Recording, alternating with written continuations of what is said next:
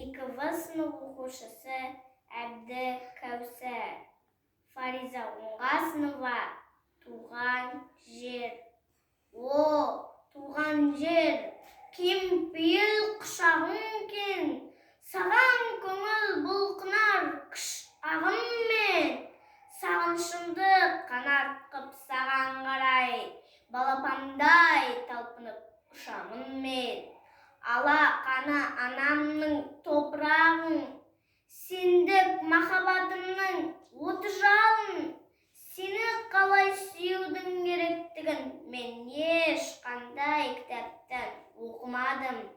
Сенде таста қастерлі аспан далау, сенде жанды тербетер дастан барау.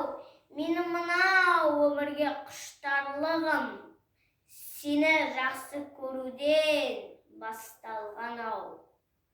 Кешірмесең, жатқылықпен жаныңды жараласам, бар сырымды бүкпесіз саған ашам.